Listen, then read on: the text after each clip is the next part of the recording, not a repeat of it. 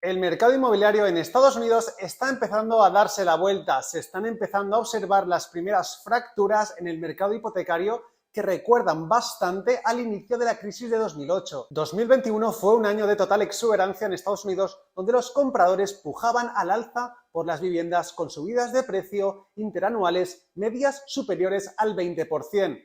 A diferencia de lo ocurrido en España, donde en el peor de los casos algunas ciudades se han acercado o han igualado los precios de 2008, el valor del mercado inmobiliario norteamericano ha casi doblado el pico que vimos en 2008, lo cual es una locura, pero claro, después de la euforia viene la resaca o el dolor y en Estados Unidos ya vemos los primeros signos del derrumbe. Este es el primero de una serie de vídeos sobre este tema, así que si todavía no te has suscrito al canal, te recomiendo que lo hagas. En el primer vídeo de hoy vamos a ver por qué la burbuja inmobiliaria en Estados Unidos ha explotado y ya os adelanto que la información y algunos de los datos que os voy a presentar son sin duda demoledores.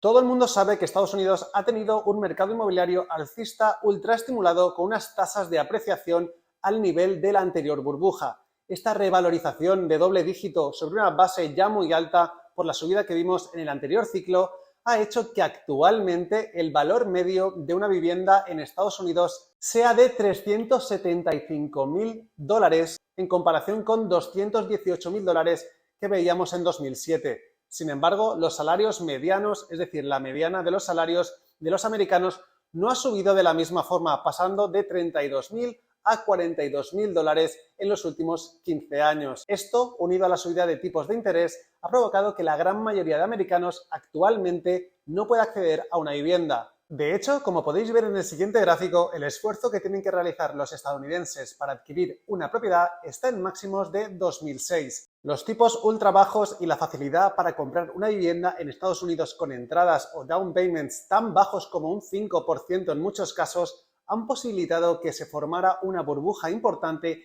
que habrá que ver cómo queda en relación a la que vimos hace 15 años, ya que se han pagado unos precios estratosféricos que muchos norteamericanos no pueden permitirse en un entorno de mayor inflación en todas partes. Los estadounidenses que han comprado su vivienda a tipo fijo naturalmente no van a verse afectados por la subida dramática de tipos que hemos visto, de lo contrario la crisis, no allí sino a nivel global, sería mucho peor.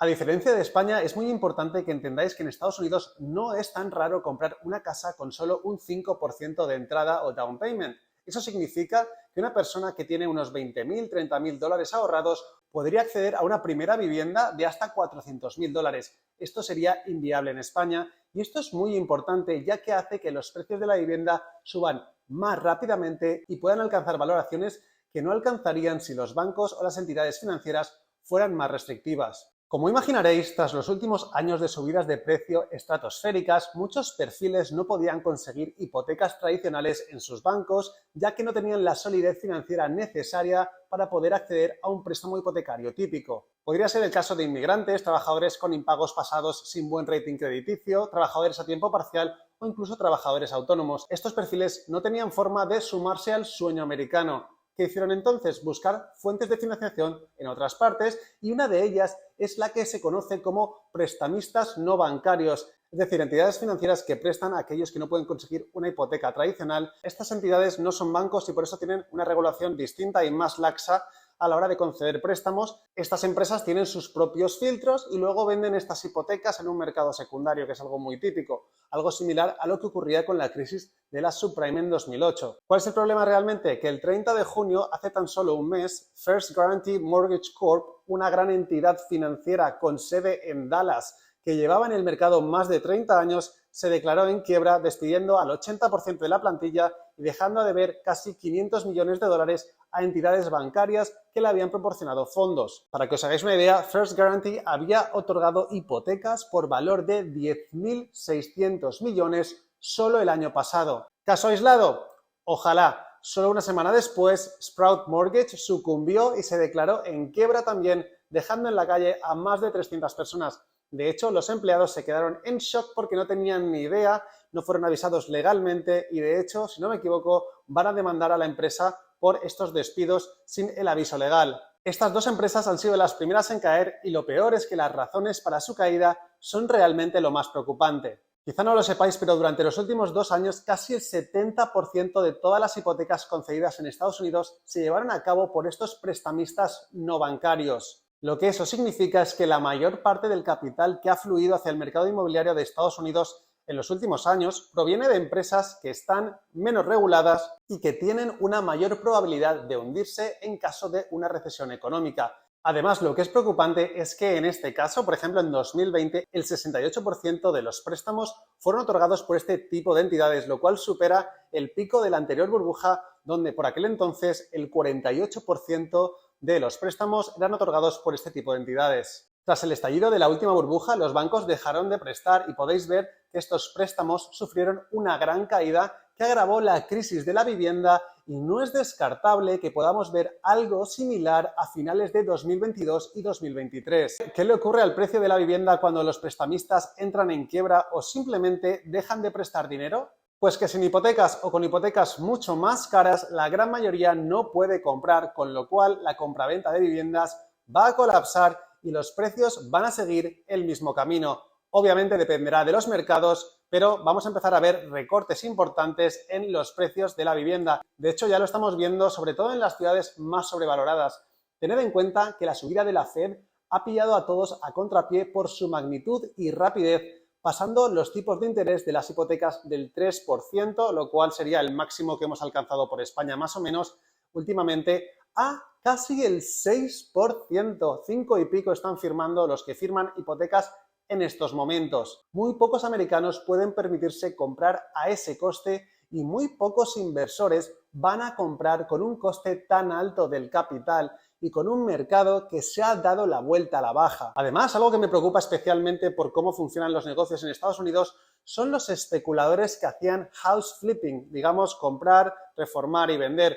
Muchos de ellos van a perder mucho dinero, ya que compraron viviendas con la expectativa de crecimientos a doble dígito y muchos de ellos van a tener que comerse estas propiedades y venderlas a pérdidas. Un ejemplo de esto sería la empresa Opendoor, que se dedica al house flipping a nivel masivo y seguramente empieza a tener problemas graves en los próximos meses. Pero para entender todo esto mejor tenemos que volver un poco a 2007.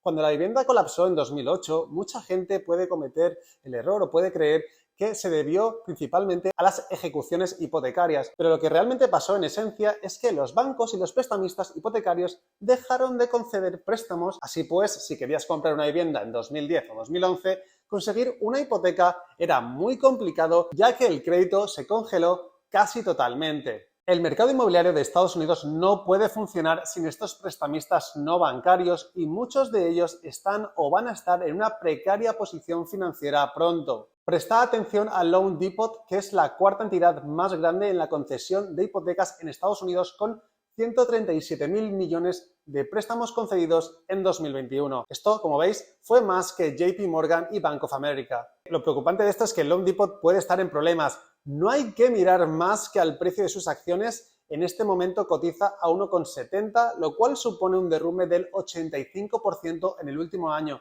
Y aún peor, Loan Depot perdió 100 millones de dólares en el primer trimestre de 2022. El dolor va a llegar a partir de ahora, con lo cual en agosto anunciará sus resultados del segundo trimestre y miedo me da lo que veamos.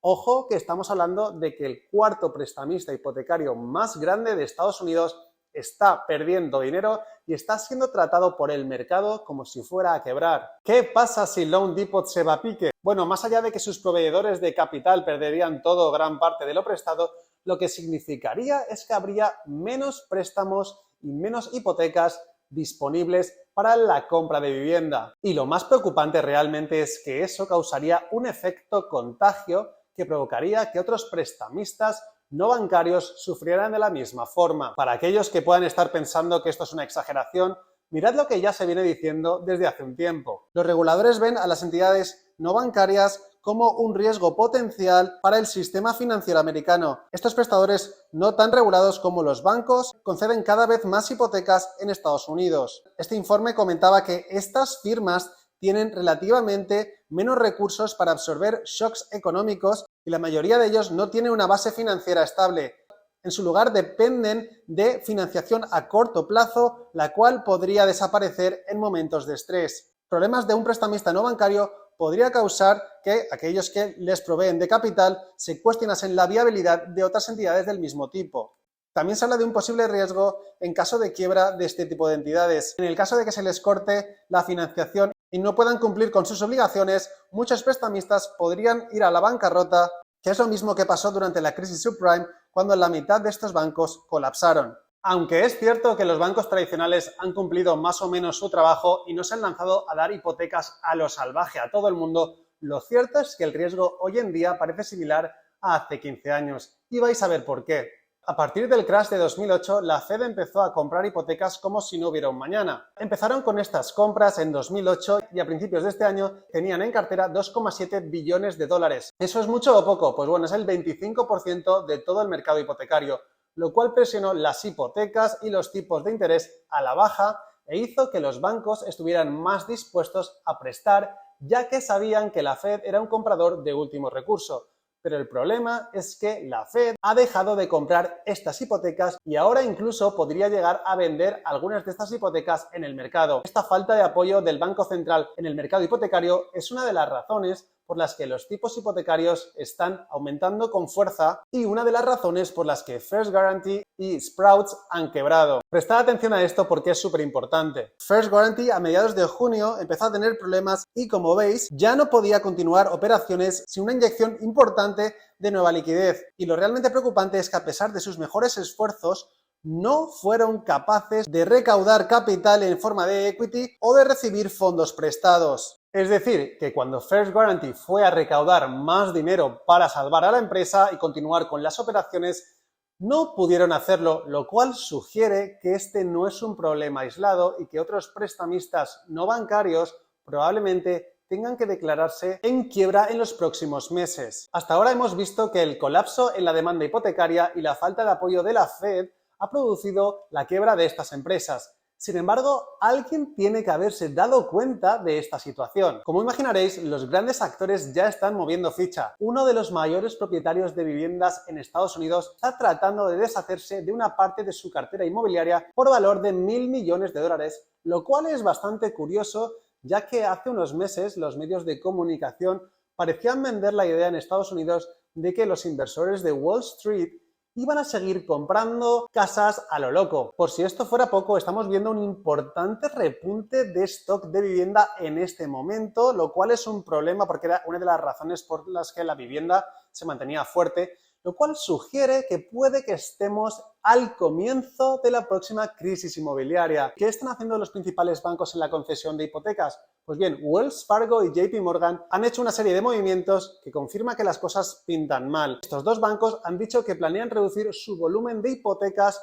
En particular, Jamie Dimon salió diciendo que no está interesado en conceder más préstamos federales porque piensa que la morosidad puede llegar a alcanzar un 10% en la próxima recesión. Además, el CEO de Wells Fargo también comentaba que van a reducir su exposición al negocio hipotecario para que tenga un peso menor en su cartera en el futuro. Es decir, que los grandes bancos comerciales como JP Morgan y Wells Fargo ahora no están interesados en conceder tantos préstamos o hipotecas y, por lo tanto, los prestamistas no bancarios tendrían que llenar ese vacío, pero como hemos visto, estos prestamistas no son financieramente tan estables ni están respaldados por la FDIC, no tienen el respaldo de la Fed y, en consecuencia, pueden quebrar con más facilidad. El mercado hipotecario, por lo tanto, es probable que sufra ahora, ya que los grandes actores quieren reducir su exposición al mercado de la vivienda porque saben perfectamente que el riesgo de conceder hipotecas no es recompensado si hay un desplome en el valor de las propiedades y la morosidad se dispara en esta recesión. Lo que os voy a enseñar ahora es bastante indicativo y súper importante. Un usuario de Reddit recientemente estaba a punto de cerrar una compra de su vivienda y estaba preocupado por algo que observó en su mercado. Este chico comentaba que se había dado cuenta de que había una propiedad en el mismo vecindario que su casa, que estaba a punto de comprar y que lo vendía la misma promotora. Esta casa era del mismo modelo y se dio cuenta de que habían bajado el precio y estaba muy sorprendido porque salió al mercado por un precio superior y ahora cuesta $35.000 menos que lo que ellos pagaron, o 60.000 euros menos por lo que fue tasada. Él está pidiendo ayuda porque lo que no quiere es pagar de más por su casa. Se está jugando este chico un depósito de $9.000, el cual estaría dispuesto a perder si tuviera sentido porque tiene miedo de que el valor de la propiedad realmente en los próximos meses sea muy inferior y que perder 9.000 dólares sea mejor que perder 30, 40 o 50.000 dólares en valor de mercado de su propiedad. En definitiva, los estadounidenses están en serios apuros con el coste de la vida disparado y tirando de tarjetas de crédito para llegar a fin de mes. Si a esto le añadimos una caída en el valor de los activos inmobiliarios, la cosa se puede poner muy fea en los próximos meses. Para mí, la pregunta del millón es: ¿aguantará la Fed o sucumbirá a la presión? Esto todavía está por ver, pero lo que queda patente de nuevo es que el ser humano es el único animal que tropieza 2 veces con la misma piedra.